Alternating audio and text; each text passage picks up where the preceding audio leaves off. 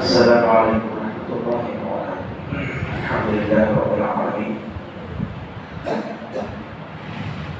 والعاقبة للمتقين والصلاة والسلام على من كان نبيا وآدم بين الماء والطين وعلى آله الطيبين الطاهرين وأصحابه الأكرمين الأفضلين ومن تبعهم بإحسان إلى يوم الدين أجمعين. أما بعد، قال الله تبارك وتعالى في كتابه العظيم: فأعوذ بالله من الشيطان الرجيم: من ذا الذي يشفع عنده إلا بإذنه. صدق الله المولان العظيم.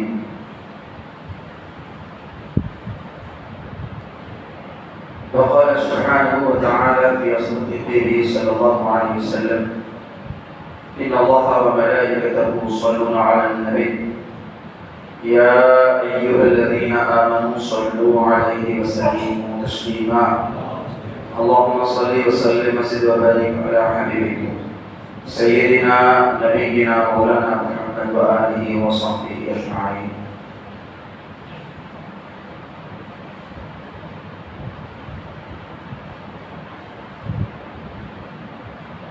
موضوع پر گفتگو کرنے سے پہلے عقیدت و محبت کے ساتھ نام سلمان یہ بنانے والے دو شام پر شکری کی ساتھ حاصل کروں.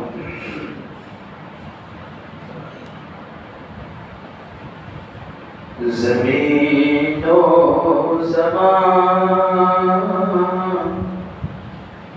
تمہارے لیے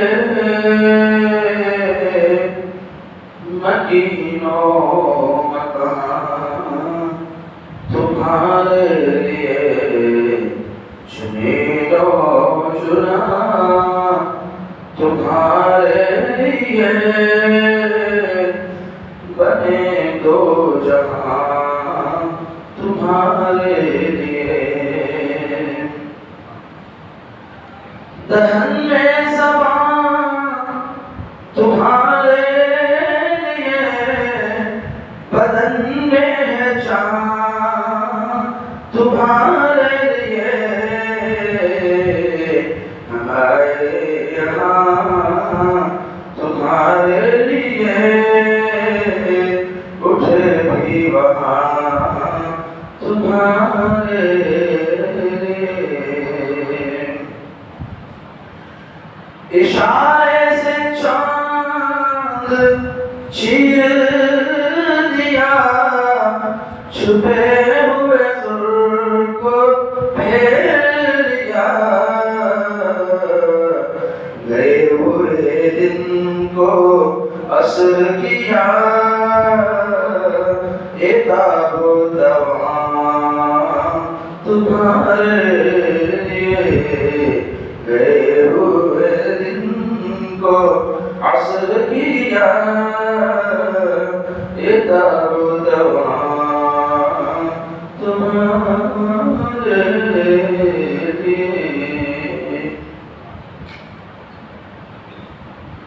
اللہ سبحانہ وتعالیٰ کا بڑا فضل و کرم ہے کہ اس نے اپنے حبیب مکرم سید عالم سیدنا محمد رسول اللہ صلی اللہ علیہ وسلم کی امت سے بنایا. یہ بڑے فخر کی بات ہے، اعجاز کی بات ہے. اور نبی مکرم صلی اللہ علیہ وسلم جو اپنے امت سے بے انتہا محبت کرنے والے، جن کے ساتھ بڑی مہربانی شفقت کرنے والے آقا،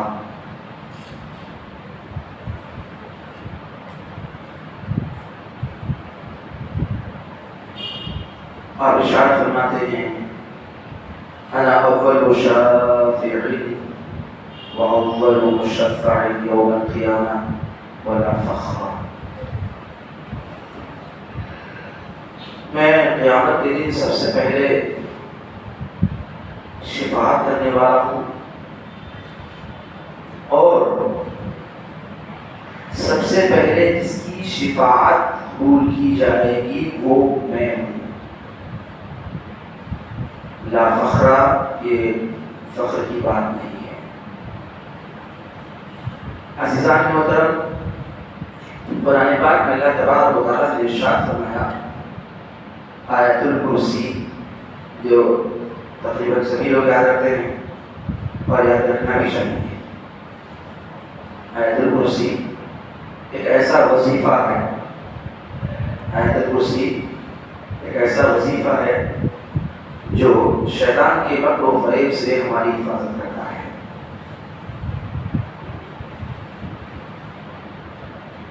جیسا کہ حدیث پاک میں ذکر کیا گیا، ایک وقت بیت المال میں مال کی حفاظت کے لیے نبی کریم صلی اللہ علیہ وسلم نے حضرت ابو ہریرہ کو مقرر کیا. کہا کہ ابو ہریرہ اس کی نگرانی کرنا، بیت المال کے مال کی نگرانی کرنا. تو ابو ہریرہ اس ڈیوٹی پہ رہے. رات ہوئی، انتظار میں، حفاظت میں ڈیوٹی کی آنکھیں باندھے بیٹھے رہے. جو گارڈ ہوتے ہیں، سیکورٹی گارڈ ہوتے ہیں، رات کی حفاظت کرنے والے سوتے نہیں. ایک الگ بات ہے کہ ہمارے پاس وہ ذمہ دار بھی نہیں ہوتی، غیر ذمہ دار لوگ ہوتے ہیں، تو میرا تھوڑا دیر سو کر سوتے ہیں. ورنہ جو ذمہ دار ہوتا ہے وہ کہتا ہے جبھی میری ڈیوٹی ہے کہ رات میں جاگنا اور مال کی حفاظت کرنا ہے. تو حضرت ابو ہریرہ رضی اللہ تعالیٰ عنہ اس مال کی حفاظت میں ڈیوٹی کی آنکھیں باندھے لگائے بیٹھے ہیں، کوئی آنا چاہے. تو رات کا آخری پہر تھا، اکثر حصہ گزر چکا تھا. ایسے وقت میں ایک شخص گھستا ہے اور مال لینے کی کوشش کر رہا ہے. تو ابو ہریرہ نے اس کو پکڑ لیا. کہا کہ چوری کرتے ہو؟ تو اس نے کہا کہ نہیں بھائی، میں پیشاب چور نہیں ہوں، اور مصیبت میں ہوں، بیوی بچے. اپنا دکھا سنایا. تو ابو ہریرہ کو رحم آ گیا. ابو ہریرہ نے اس کو چھوڑ دیا. صبح ہوئی، نماز میں حاضر ہوئے. نبی کریم صلی اللہ علیہ وسلم نے جب ابو ہریرہ کو دیکھا تو ارشاد فرمایا ابو ہریرہ تمہارے رات کے چور کا کیا ہوا؟ رات کے چور کی خبر تو ابو ہریرہ کو معلوم ہے. ابو ہریرہ بولنا چاہیے کہ اللہ کے رسول السلام نے تاکہ بیٹھا تھا، ایک چور آیا اور اس نے مدد سماجت کی، اپنا ٹکڑا سنایا تو چھوڑ دیا. ابھی کچھ بولے نہیں ہیں. نبی علیہ السلام غیب دان ہیں، وہ جانتے ہیں کون کہاں کیا کرنا ہے. تو فرمایا کیا تمہاری رات کے چور کا کیا ہوا؟ تو عرض کرنے لگے اللہ کے رسول السلام اس نے اپنا ٹکڑا سنایا تو میں نے رحم آیا، مجھے اس پر رحم آیا تو میں نے چھوڑ دیا. تو نبی کریم صلی اللہ علیہ وسلم نے ارشاد فرمایا ابو ہریرہ وہ کل دن آئے گا، وہ چور پھر کل آئے گا.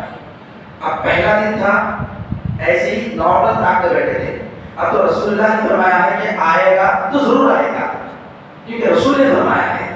تو بالکل ٹکی کی آنکھیں باندھے انتظار میں بیٹھے رہے. رات کا آخری پہر جب آیا تو پھر وہی چور گھس آیا، کوئی دوسرا نہیں، وہی ہے. پھر پکڑ لیا ابو ہریرہ نے.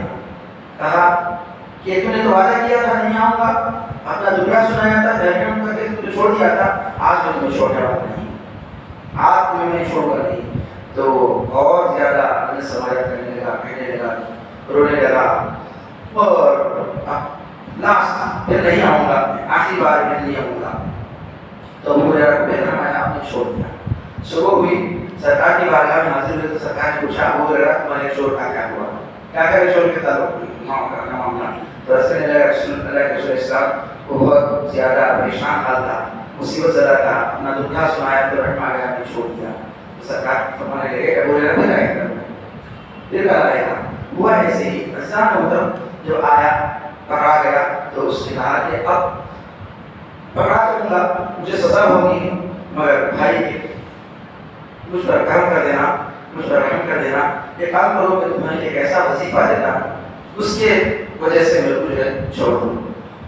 بولے کیا بات ہے؟ لوگ جو ہے نیک اعمال کی طلبگار ہوتے تھے. کہا کہ ٹھیک ہے، کیا بات ہے؟ اس نے کہا کہ رات میں سونے سے پہلے آیت الکرسی پڑھ کے سو جایا کرو. شیطان کی شرارت، اس کی جو ہے وسوسے، اس کی جو ہے وہ غالب نہیں ہوگا، وہ تمہیں لے کر بھاگ جائے گا. تب چھوڑ میں اچھا نسخہ دیا نا، حضرت ابو ہریرہ چھوڑ.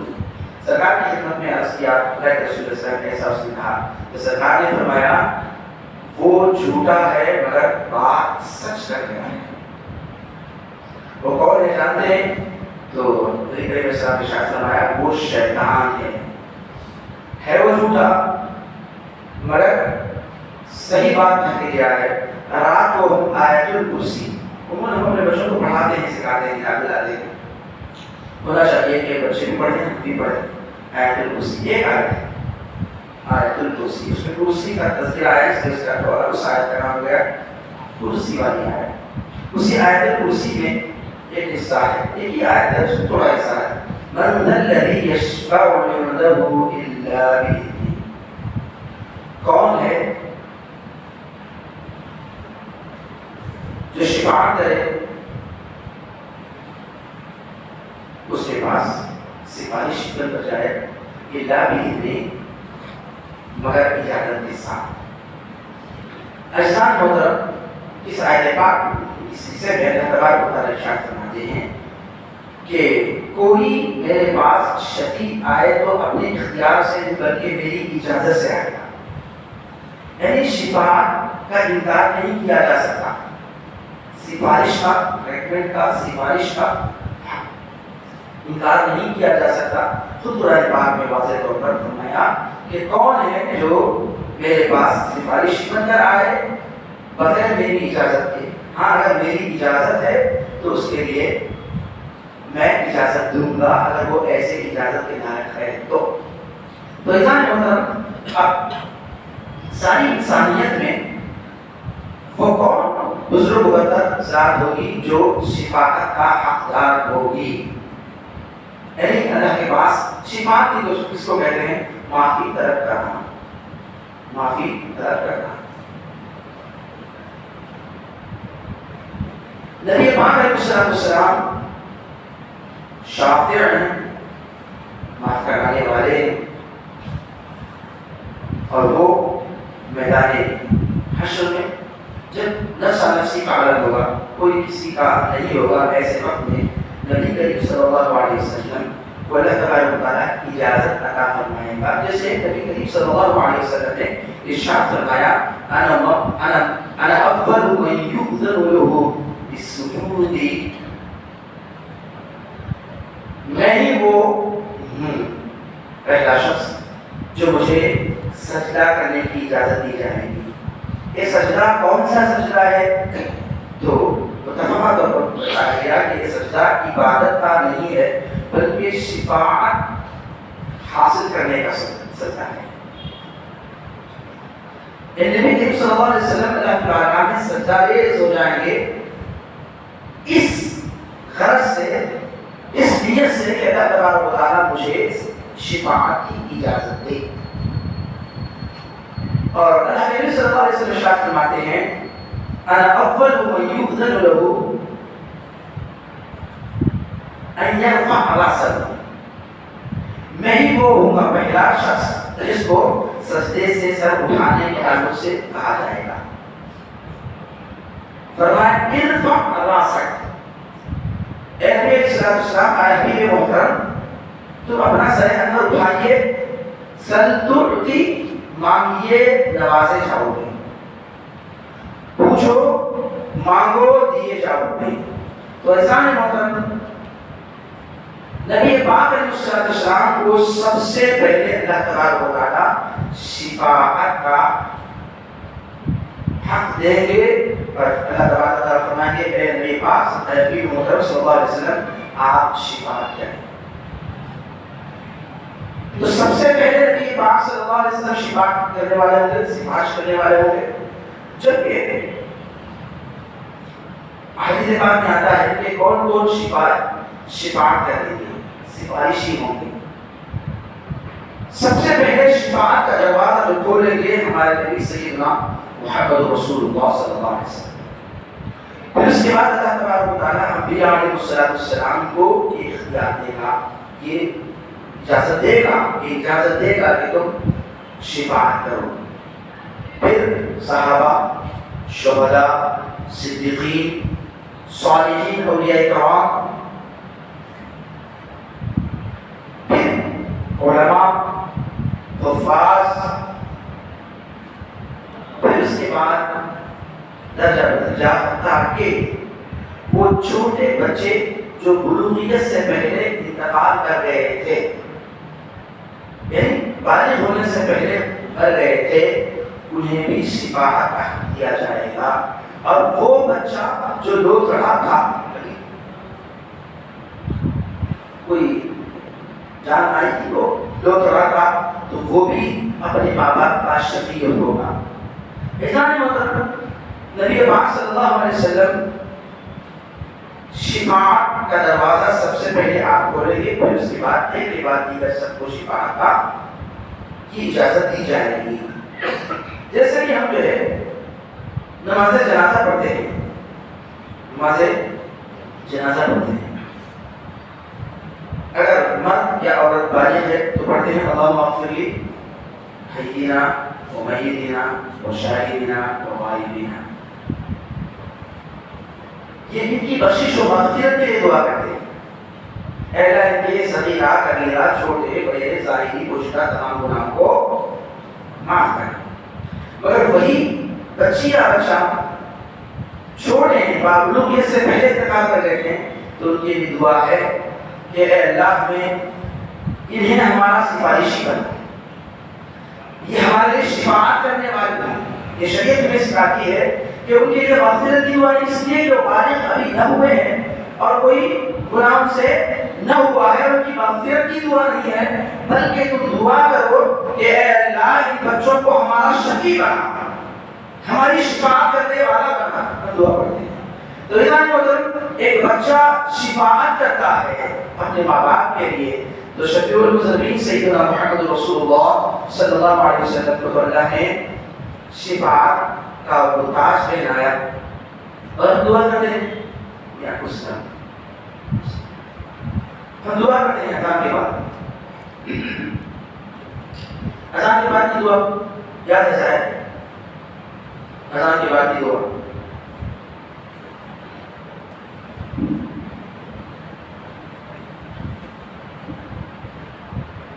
اذان کے بعد کی دعا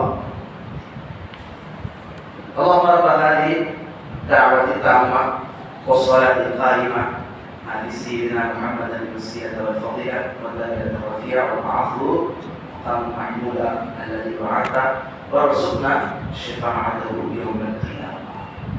ہم اس میں نبی علیہ السلام کے لیے دعا کرتے ہیں،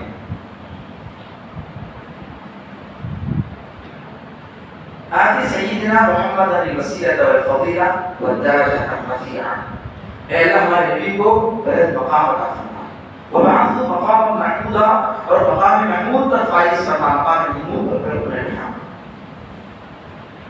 اور حدیث پاک میں آتا ہے کہ اللہ تعالیٰ اس دن میدان حشر 50,000 سال کا ایک دن ہوگا، حساب کتاب ہوگا، سارے جمع ہوں گے۔ حدیث پاک میں آتا ہے کہ اللہ تبارک و تعالیٰ ہر ایک کو، جیسے میں جلسہ کریں تو ہر ایک کی کرسی ہوتی ہے، صدر صاحب کی کرسی، فلاں کی کرسی، اس کی کرسی، اس کی کرسی تھی، تو اللہ تبارک و تعالیٰ انبیاء کو ان کے شایان نشان کرسیوں پر بٹھائے گا، اور ہمارے نبی کی بھی کرسی ہوگی، ہمارے نبی کی بھی کرسی ہوگی۔ سرکار فرماتے ہیں میں اس کرسی پر نہیں بیٹھوں گا۔ آپ دیکھیے جب پروگرام کرنے والا پروگرام کرتا ہے تو جو بے فکر ہوتا ہے اسے پروگرام سے کچھ تعلق نہیں، پریشان، میں اسٹیج پہ بیٹھے پریشان ہونا دیتا ہوں، چپ بیٹھا تھا کر دیتا۔ جس کو فکر ہوتی ہے وہ کرسی پر نہیں بیٹھتا، بلکہ ان کو ہمارے یہاں ہم کیا کریں، کیا کریں، وہ پروگرام جانے کا کتاب ہوگی، مشاہدہ لیکن فلاکات کریں، سوارا بھائی لگا ہوتا ہے۔ تو یہ بات سے دوبارہ سے ارشاد فرماتے ہیں سب اپنی اپنی کرسیوں پر بیٹھے ہوں گے، مگر میں اپنی کرسی پر نہیں ہوں گا۔ فرمایا کہاں ہوں گے؟ تو فرمایا کہ میں کبھی اپنی قربت میں ہوں گا، رب سے سفارش کرتا رہوں گا کہ مولا یہ میری امت کو فلاں کر دے، میری امت کو فلاں کر دے، میری امت کو ایسا کر دے۔ تو مشاور کہاں ہوں گے؟ تو میں حوض کوثر پڑھوں گا۔ جب میری امت پریشان پیاسی پھرتی رہے گی تو میں انہیں حوض کوثر سے کوثر کا جام پلاؤں گا۔ تو نبی پاک علیہ السلام کو اللہ تعالیٰ کو شفاعت سے سرفراز فرمائیں گے، اور آپ امتیوں کی شفاعت کریں گے۔ اور حدیث پاک میں آتا ہے نبی پاک صلی اللہ علیہ وسلم نے ارشاد فرمایا، ایسا رہا کہ کہ اذان میں ہم دعا کرتے ہیں کہ اے اللہ ہمارے نبی کو بلند مقام عطا فرما اور مقام محمود پر فائز فرما، وَبَعَثْهُ مَقَامًا مَحْمُودًا الَّذِي وَعَدْتَ، جس کا تو نے وعدہ کیا ہے اپنے حبیب کو مقام محمود پر بٹھانے کا، جو وعدہ کیا ہے، ہم دعا کر رہے ہیں، ہم نبی کے لیے دعا کر رہے ہیں اور فائدہ ہمیں ہو رہا ہے۔ ہی بات ایسی ہے کہ جب کبھی ہم نبی علیہ السلام پر درود بھیجتے ہیں تو ہمیں اجر ملتا ہے، ہمیں ثواب ملتا ہے۔ نبی پر ہم سلام بھیجتے ہیں تو سلام کا جواب ہمیں نبی بھی دیتے ہیں، ہمیں اس سلام کا جواب اللہ بھی دیتا ہے۔ وعلیکم السلام اللہ ہمیں دیتا ہے۔ تو انسان محترم، ہم نبی کے لیے دعا کرتے ہیں تو اس میں فائدہ بھی ہمارے لیے ہے۔ وَبَعَثْهُ مَقَامًا مَحْمُودًا الَّذِي وَعَدْتَ وَارْزُقْنَا شَفَاعَتَهُ يَوْمَ الْقِيَامَةِ، ان کی شفاعت کا ہمیں حقدار بنا، ہمیں ان کی شفاعت کا حقدار بنا۔ تو انسان محترم، ہم دعا آپ کے لیے کرتے ہیں، فائدہ اس میں ہمیں بھی فائدہ ہے۔ نبی پاک صلی اللہ علیہ وسلم نے ارشاد فرمایا، خُیِّرْتُ، مجھے اختیار دیا گیا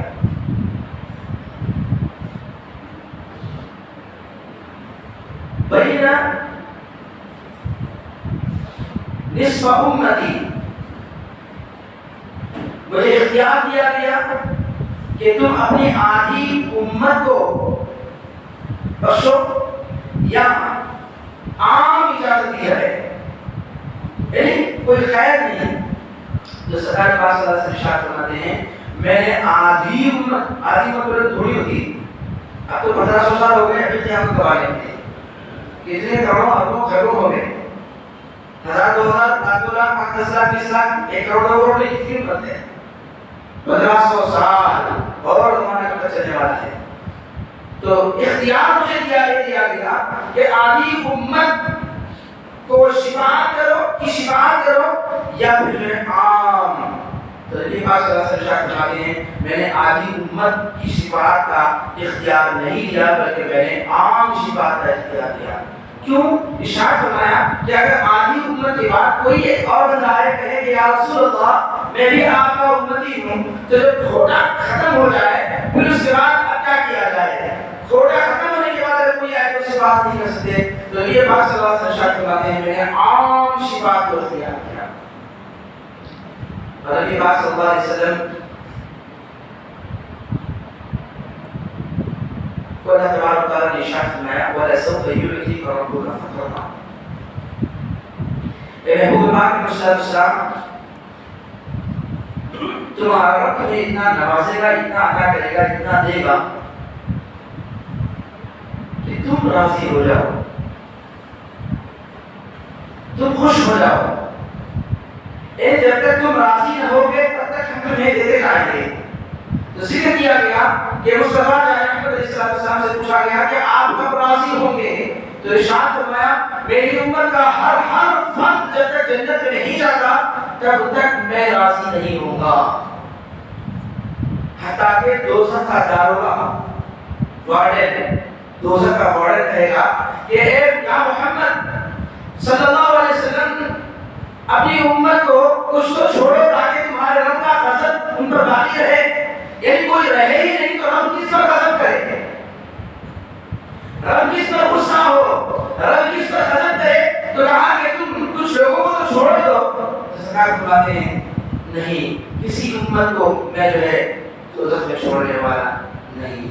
انسان محترم، نبی پاک صلی اللہ علیہ وسلم کی وہ شفاعت، وہ شفیع المذنبین ہیں، وہ رحمت للعالمین ہیں، وہ عاصی کساں ہیں، وہ ہمارے حامی و مددگار ہیں۔ اس دن جس دن کوئی کسی کا کام نہ آئے گا اس دن مصطفیٰ ہمارے کام آئے گا۔ دنیا میں بھی ظاہر جو زندگی آپ نے پائی، تو ظاہر زندگی کا لمحہ بلمحہ مصطفیٰ اپنی امت کی یاد میں، امت کی بھلائی، امت کی خیر کے لیے رب کی بارگاہ میں گراتے روتے رہے، رب کو راضی کراتے رہے، امت کی بخشش کی خاطر دعا کرتے رہے۔ مگر بروز حشر بھی نبی پاک صلی اللہ علیہ وسلم ہمارے پولیس اور خار ہوں گے. عزیزان محترم آپ کو سنو بخاری شریف میں اتفاق ہے کہ اس دن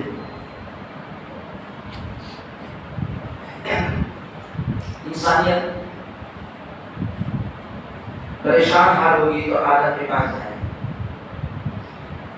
جب پریشان ہوں گے تو آدم کے پاس جائیں گے. اب یہ نہیں کہا گیا کہ وہ جو دنیا میں اللہ کو چھوڑ کر کے غیر اللہ کے پاس جانے والے تھے, درگاہوں کو جانے والے تھے, غوث پاک کا وسیلہ پکڑنے والے تھے, غریب نواز کا وسیلہ پکڑنے والے تھے, بندہ نواز کا وسیلہ پکڑنے والے تھے, انہوں جائیں گے اور توحید پرست اور اللہ چھوڑ کو کسی بھی نبھانے والے تھے, انہوں نہیں جائیں گے. نہیں, سب جائیں گے, سب جائیں گے. گنجائش نہیں ہے, سب جائیں گے.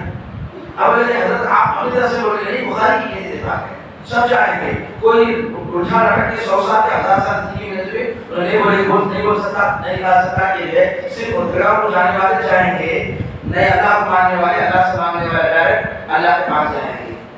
نہیں جائیں گے, سب کے سب جائیں گے. کوئی دو ٹکڑے نہیں ہوں گے, کوئی الگ الگ جماعتیں نہیں ہوں گی, سب ایک طرف, سب آدم کے پاس جائیں گے. اور آدم یہ نہیں کہیں گے کہ اگر ایمان یہ کیا کریں تو دنیا میں تو اللہ کو چھوڑ دو, اللہ کو دیتا نہیں تھا تمہارا, اللہ تو تمہارے قریب تھا مگر دیتا تو نہیں تھا. اب تو یہاں اپنے شایان کی شان ہے, یہاں کسی کی نہیں چلتی, تو تم ہونا یہ چاہیے کہ تم جو ہے میرے پاس کیوں آئے ہو, سیدھا اللہ کے پاس ہے. میرے پاس کیوں آئے ہو, سیدھا اللہ کے پاس چلے جاؤ. بخاری کے الفاظ میں آدم یہ نہیں کہیں گے کہ تم نے غلطی کر دی, میرے پاس آ گئے, آپ نے غلطی کر دی ہے, جاؤ اللہ کے پاس, اللہ سے مانگو ڈائریکٹ. دنیا میں غلطی غریب نواز کے پاس گئے, آدم نواز کے پاس گئے, بندہ نواز کے پاس گئے, بندہ نواز کے پاس گئے, شرک کر کے آئے, مگر جب یہاں کیا شرک کر رہے تو سیدھا اللہ کے پاس جاؤ, وہ شاید نشان بیٹھا ہوا ہے. نہیں کہیں گے, کہیں گے کہ دھبو ملا گئی کسی اور کے پاس جاؤ, اللہ کے پاس نہیں, کسی اور کے پاس جاؤ, میرے علاوہ کسی اور کے پاس جاؤ.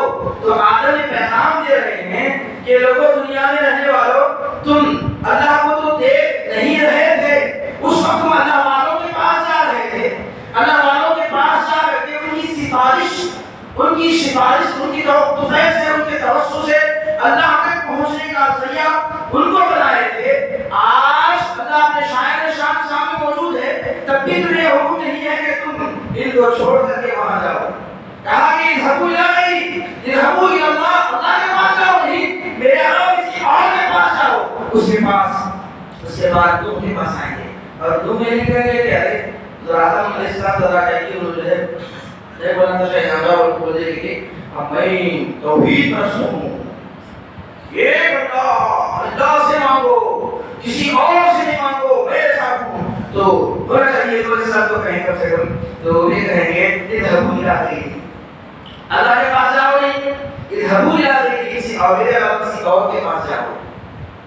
اس طرح ہر نبی کے پاس جاتے رہیں گے اور ہر نبی ہی کہتے رہیں گے اذهبوا الى. کوئی یہ کہے گا کہ تم اللہ کے پاس جاؤ ڈائریکٹ, اللہ اپنے شایان شان بیٹھا ہے, بلکہ وہ غیر کے پاس ہی بھیجتے رہتے, غیر اللہ کے پاس ہی بھیجتے رہتے. ایسا نہیں جاتے اس کے بعد آخری دن ہمارے نبی کے پاس آئیں گے, ہمارے نبی صلی اللہ علیہ وسلم ارشاد فرمائیں گے اذهبوا الى غیرہ. آپ کسی پاس بھیجیں گے, سید الانبیاء ہیں, امام المرسلین ہیں, سارے انبیاء کے سردار ہیں, آپ کس کے پاس بھیجیں؟ کم سے کم آپ تو یہ کہیں کہ سب کے پاس بھیج کر آئے ہیں, جب سارے نہ کر سکے تو میں کیا کروں, اذهبوا الى اللہ, اللہ کے پاس جاؤ. نہیں فرمایا سرکار بغنا رہا, لوگوں گھبراؤ نہیں, میں اسی کے لیے ہوں, گھبراؤ لوگوں میں اسی کے لیے ہوں, میں تمہاری سفارش کروں گا. ایسا نہیں محترم, اللہ تبارک و تعالیٰ جب نبی صلی اللہ علیہ وسلم سے ہی شفا کرانا تھا تو ان کے پاس کیوں دے رہا ہے, ان کے پاس کیوں دے رہا ہے؟ تو رب کی مرضی سے کہنا, کسی ضرورت سے تو بتایا گیا کہ لوگوں دنیا میں لوگ وہاں رب سبحانہ و تعالیٰ اپنے شایان شان سامنے جلوہ فرما ہوگا, تب بھی ہم ڈائریکٹ نہیں بلکہ میرے ولیوں سے, میرے قریب دوستوں سے ہی تمہیں مجھ تک آ پڑے گا. میرے قریب دوستوں کے ذریعے ہی مجھ سے کہنا پڑے گا. ڈائریکٹ کا راستہ یہ دنیا میں کہا آخرت میں مجھے قبول نہیں ہے, آخرت میں مجھے پسند نہیں ہے. دنیا میں تو میں تم سے دور ہوں, میں تم سے جو ہے تمہاری نگاہوں سے دور ہوں, میں تمہارے قریب ہوں مگر تم مجھے دیکھ نہیں سکتے. یہاں تو تم, میں اپنے شایان شان ہوں, تیرا دربار سجا ہے, مگر جب بھی میں تمہیں ڈائریکٹ نہیں بلکہ میرے مقربین کے ذریعے سے تمہیں دیر تک پہنچنے کا ذریعہ بتاتا ہوں. تو یہ عقیدہ دے دیا کہ لوگوں ڈائریکٹ نہیں بلکہ اللہ والوں کی توسط سے اللہ کے بارگاہ میں جائیں گے تو اپنا کام کر جائے گا. اور ہو سکتا ہے اس سے بھی آیا ہوگا کہ یہ دنیا والوں کی عادت ہے, کبھی تم بندرواس کے بارگاہ میں جاتے ہو ان کی زیارت کرتے ہو, کبھی تم جو ہے غریب نواز کے پاس جاتے ہو ان کی زیارت کرتے ہو, کبھی تم نظام الدین اولیاء کے بارگاہ میں جاتے ہو ان کی زیارت کرتے ہو, سکون پاتے ہو, دل کو قرار ملتا ہے. کبھی خودین مختیار باقی کے دربار میں حاضر ہوتے ہو, کبھی روز پاک کے دربار میں حاضر ہوتے ہو, کبھی کربلا معاہدہ جا کر حسین حیوان حسین کی زیارت کرتے ہو, کبھی تم عمرہ کی طرف سے ہو یا حج کی طرف سے ہو نبی پاک صلی اللہ علیہ وسلم کے روزے پر حاضر ہو کر وہاں زیارت کرتے ہو. دیدار میں میسر ہوتا ہے. تو لوگوں دنیا میں تم دیدار کرتے رہے تو ان لوگوں کا دیدار تم دیدار کرتے رہے جن کی جہاں تک میں پہنچنے کی طاقت تھی.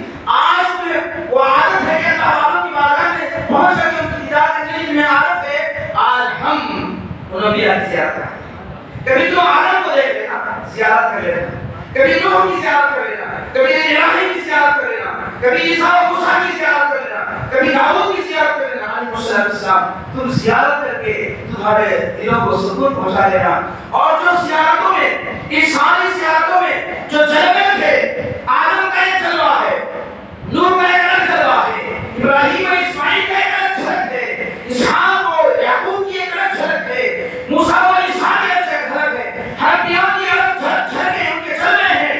اے لوگوں ان کی الگ الگ جھلکیں تم دیکھ لو, ان کے جلوے دیکھ لو. اخیر میں ان سارے جلووں کو ایک جگہ جمع کیا گیا تو مصطفیٰ کا چلا ہوگا. آخر میں وہ جلوے سارے مصطفیٰ کے چہرے میں دیکھ لینا. یہ نبی پاک علیہ السلام شفاعت والے آقا ہیں, تو کوئی سفارش نہیں کرے گا تو اس وقت جو ہے مصطفیٰ فرمائیں گے وہاں چلا. کیوں پلایا, کیوں پلایا؟ تو کہا کہ اگر ڈائریکٹ مصطفیٰ کے پاس بھیج دیتا تو اہمیت نہیں رہتی. وہ بھی کہتے تھے کہ کیا بھیجا اللہ نہ کرے, آدم بھی کہتے تھے ہوگے, وہ بھی کہتے تھے ہوگے, ابراہیم اسماعیل بھی کہتے تھے ہوگے, اللہ ہم کر بھیجا, اتنی اہمیت نہیں رہتی. بلکہ 10 جگہ پھرنے کے بعد جب آخر میں کام ہوتا ہے تو اس کام سے اہمیت ہوتی ہے. کوئی تیز نہیں کر سکے, ہمارا میرا کام بہت پریشان بھی آج سب پڑے تو میرا کام نہیں ہو سکا, ہاتھ میں کام کر دیا. تو سارے انبیاء کی جماعت میں ساروں نے کہا بھگو یا گئی, یہ مجھ سے نہیں ہو سکتا, کسی اور کے پاس جاؤ, کسی اور کے پاس جاؤ. اب مصطفیٰ کی خدمت میں آئے تو زکات تمہاری دوبارہ رہا, میں ہوں اس کے لیے, میں تمہاری سفارش کروں گا, میں تمہاری شفاعت کروں گا. عزیزان محترم, وہ نبی محترم صلی اللہ علیہ وسلم ہیں, شفیع المذنبین ہیں. آپ کی شفاعت کیسی ہے؟ تو عزیزان محترم ایک وقت کو ہوگا ایک شخص کے نام اعمال تولے جائیں گے, نام اعمال تولے جائیں گے, مگر اس کے نام اعمال میں کوئی ایک نیکی نہیں ہوتی, ایک نیکی, ایک بھی نہیں. شاید ایسا بندہ کہاں ہوگا, مگر نہیں. جب حساب لیا گیا تو نہیں ہے. جسے آخر میں کہاں پہ جھوٹ ہے, ایک بات یہ بات کے بارے میں کہا تو ہے کہتے تم اللہ بنا کے لے جا سے بیٹھ جا کے نہیں بیٹھا, اسے لے کر لے جا کے شہر میں بیٹھا تھا. فرشتے اسے کسیٹ کر لے جاتے ہوں گے مصطفیٰ کو سچی ہے. میں نے اس کیا تھا کہ نبی پاک صلی اللہ علیہ وسلم وہ اسی کے دوران بیٹھ کر نہیں, ابھی امت کی فکر مت رہے گی, امت کے کو پار کرانے کی فکر لگے رہے گی. پوچھا گیا کہ آپ کو کہاں پائیں, تو شاہ فرماتے ہیں کہ حوض کوثر پر دیکھ لینا, اگر وہاں نہ ملا تو حساب آپ کی جگہ وہاں دیکھ لینا, وہاں نہیں ملا تو پل صراط پہ دیکھ لینا, وہاں نہیں ملا تو شفاعت جگہ دیکھ لینا. پر بہرحال کہیں نہ کہیں میں اپنی امت کو پار لگانے میں رہوں گا, امت کو پار لگانے میں مصروف رہوں گا. تو اس کو کیسے لے کر جائے کیا ہوگا؟ سرکار وہاں پہنچیں گے، پوچھیں گے کیا بات ہے؟ تو فرشتے عرض کریں گے اللہ کے رسول علیہ السلام اس کے نام اعمال کے ایسی نیکی نہیں ہے جو اسے اس کی بخشش کر دی جائے، اسے جنت میں بھیج دیا جائے، اسے لے کر جہنم میں جاتا ہے۔ تو سرکار ارشاد فرمائیں گے کہ یہ رسول سے اللہ کی بات ہے، بولے اللہ کا حکم کر لے چلو اللہ کی بات ہے، اللہ کی بارگاہ میں لائیں گے۔ سرکار عرض کریں گے اے اللہ اس کی بخشش فرما دے۔ تو اللہ فرمائے گا اے میرے حبیب اس کے نام اعمال میں کوئی ایک بھی نیکی نہیں ہے کہ اس کو اس بہانے سے تو اسے مغفرت کر دی جائے، اسے جنت میں بھیج دیا جائے۔ تو سرکار عرض کریں گے اے اللہ یہ پہلے آیا تھا، اس کا حساب کتاب ہونے کی نہیں، مگر اب یہ آیا نہیں ہے بلکہ آنے والے کو نہیں بلکہ لانے والے کو دے۔ یہ لانے والا تیرا حبیب ہے، اے اللہ اس کی راز رہ جائے گی اور کسی بخشش ہو جائے گی، تیری شان تو بڑھی جائے گی۔ تو اللہ تعالیٰ کا فرمائیں گے چلو اسے جنت میں۔ تو جزیرہ محترم نبی پاک صلی اللہ علیہ وسلم اس طرح امت کے شفیع ہوں گے۔ حدیث پاک میں آتا ہے کہ آپ خود بنفس حدیث جہنم میں تشریف لے جائیں گے۔ آپ نے کیسے ہو سکتا شاید؟ تو اس کی شان ہے، اس کی اجازت کے بغیر ابدا پتہ نہیں رہتا، اس کی اجازت کے بغیر کسی کو جہنم نہیں جلاتی۔ تو سرکار پاک صلی اللہ علیہ وسلم حدیث پاک میں آتا ہے خود آپ تشریف لے جائیں گے، چن چن کو اٹھائیں گے، چن چن کو اٹھائیں گے۔ اور یہ جانے کی کیا ضرورت ہے؟ وہاں سے آپ بتا دیتے فلاں فلاں فلاں فلاں فلاں کو، اگر اٹھاتے فلاں فلاں فلاں فلاں کو تو وہ اٹھنے والا جس کو اٹھایا جا رہا ہے وہ خیال کرتا ہے کہ اللہ کی رحمت عام ہو گئی ہے، اٹھایا گیا ہے۔ نہیں مصطفیٰ، آج تم کو معلوم ہو کہ میں جو وہاں سے جو اٹھائے جا رہے ہیں وہ میری رحمت ہی سے نہیں بلکہ میں نے تمہیں جو اجازت دی ہے شفاعت کی، وہ تمہاری شفاعت سے پہنچے جائے ہیں، تمہاری وجہ سے تمہارا احسان ہوتا ہو معلوم ہو کہ ہم دوسرے سے جو نکالے جا رہے ہیں وہ کسی اور سبب سے نہیں بلکہ مصطفیٰ کی شفاعت سے نکالے جا رہے ہیں۔ ایمان محترم اس طرح نبی پاک صلی اللہ علیہ وسلم شفاعت فرمائیں گے، وہ شفیع المذنبین ہیں۔ آپ بولیں گے جب اتنے گناہ گاروں کو شفاعت کرتا تو پھر تو کیا رہا مولانا بہت ظاہر لگتا ہے جاؤ چھوٹی نیکی ہے، چھوٹی نیکی ہے غفلت کے لیے کوشش کریں، آپ کیا تو دور رہے ہو نہیں ایسے لوگ ہوتے ہیں اس کا منفی مائنس الٹا اس کو سمجھتے ہیں۔ جب شفاعت کرتے ہی ہیں تو نماز پڑھنے کی کیا ضرورت ہے؟ شفاعت کرتے ہیں تو روزہ رکھنے کی کیا ضرورت ہے؟ اپنی امت کی شفاعت کرتے ہیں تو پھر حج کرنے کی عمرہ کرنے کی ضرورت کیا ہے؟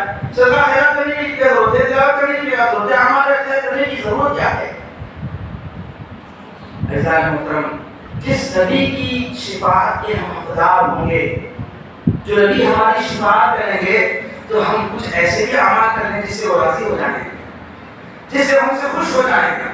اگر ہم گناہ لے کر جائیں گے تو کیا منہ کو دکھائیں گے؟ اگر ہمارے پاس گناہ کا انبار ہو تو ہم کیا منہ دکھانے کے لائق ہوں گے؟ تو کچھ ایسے اعمال کریں جس کی وجہ سے سرکار کو کچھ صورت دکھا سکے، سرکار کی بات کو اتباع کریں گے۔ آپ بولیں گے جو گناہگار ہیں تو شفاعت ہو جائے گی، مگر شفاعت کب ہوگی؟ اگر شفاعت پہلے ہی ہوگی تو میدان حشر سیدھا چلا جنت میں، مگر جہنم میں جا رہے ہیں، جہنم میں جا رہے ہیں، سرکار وہاں سے اٹھا رہے ہیں، شفاعت کر رہے ہیں۔ اب بتائیے کہ کون یہ پسند کرے گا کہ اگر کسی کو شفاعت میدان حشر سے ہو گئی اور سیدھا جنت میں چلے گا، مگر کسی کو اللہ کے استعمال عذاب دے گا چڑھ رہا ہے تو آپ کب تک رہتے ہیں معلوم؟ کب تک وہاں رہتے ہیں نہیں معلوم، کتنے سال اللہ رہتا ہے، کتنے سال کے بعد وہاں سے نکال جاتے ہیں، کتنے وقت تک وہاں رہیں گے، کتنے وقت کے بعد اللہ کے صلی اللہ علیہ وسلم شفاعت کریں گے، یہ نہیں معلوم۔ تو عزیزان محترم جب ہم دنیا کی آگ ایک سیکنڈ، ایک 20 سیکنڈ ہم ہاتھ میں نہیں لے سکتے تو وہ جہنم کی آگ تو آگ ہے، جہنم کی ایک چنگاری اگر دنیا میں پڑ جائے تو دنیا ساری راکھ ہو جائے گی، اتنی بھیانک آگ وہاں کی ہے۔ تو پھر حضرت محمد رسول اللہ شفاعت کرتے ہیں تو اس سے کہ ہمارا تن دھن کے آنا پڑتا ہے، تو بہتر یہ ہے کہ تن دھننے سے پہلے سرکار پاک صلی اللہ علیہ وسلم ہمارے شفیع ہو جائیں، ہمارے سفارش کرنے والے ہو جائیں، ان کی شفاعت میں حقدار ہو جائیں۔ اللہ کے نبی صلی اللہ علیہ وسلم ارشاد فرماتے ہیں شفاعت یہ میری امتی میرے امت کے جو گناہگار ہوں گے میں ان کا شفیع ہوں گا. اور یہ حدیث پاک کا حصہ احادیث میں جگہ جگہ تو آپ کو ملتا ہے، مگر آپ جو مدینہ پاک حاصل ہوتے ہیں تو آپ روزہ رسول کو دیکھیں گے وہاں ہے شفاعتی لأہل الکبائر بأمتی. حدیث پاک کا حصہ کہا ہوا ہے میری شفاعت میرے امت کے بڑے گناہگاروں کے لیے میری شفاعت.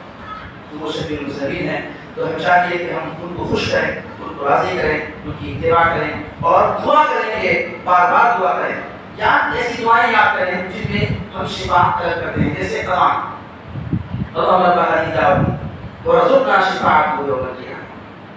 دعا کرتے ہیں اللہ تبارک و تعالیٰ سے، اللہ تبارک و تعالیٰ کرم فرمانے والے اور دین کا صدقہ عطا فرمانے والے اللہ تبارک و تعالیٰ سے دعا کرتے ہیں کہ اللہ تبارک و تعالیٰ ہمیں خیر توفیق عطا فرمائے. حضور پاک صلی اللہ علیہ وسلم کی اطاعت و اتباع کی توفیق عطا فرمائے. آپ کی سنتوں پر عمل کرنے اور آپ کی سنتوں پر عمل کرتے ہوئے آپ کو خوش کرنے، آپ کو سرور کرنے کی توفیق عطا فرمائے. اے اللہ ہمیں ہمارے گناہوں کو معاف فرما دے، درگزر فرما دے. مولا اس ساعتوں میں مولا تیری بندگی ہمیں سچی توبہ کرتے ہمارے گناہوں کو معاف فرما دے. تیری بندگی بجالانے کی ہمیں توفیق عطا فرما، ہمیں نمازوں کی پابندی کی توفیق عطا فرما، ہمیں مسجدوں کو آباد کرنے والا بنا دے. اس مسجد کی آبادی کے طفیل میں ہمارے دلوں کو شاد و آباد فرما دے. اے مولا ہم نے جو پریشان ہیں پریشانی دور فرما، جو مصیبت زدہ ہیں مصیبتوں کو ٹال دے. زمین آسمانی تمام بلاؤں سے حفاظت فرما. جو بیمار ہیں مولا ان سے کامیاب سے عطا فرما. جو اس دنیا سے رخصت میں مولا مغفرت فرما، ہمارے والدین کی مغفرت فرما. عائشہ و اقربا جو دنیا سے رخصت میں مغفرت فرما، خیر فرما. نبی پاک صلی اللہ علیہ وسلم کی شفاعت کا بنا دنیا اور آخرت میں ہم سے معاف فرما. رزق کی زندگی ایمان کی نصیب فرما. صلی اللہ تعالی علیہ وسلم.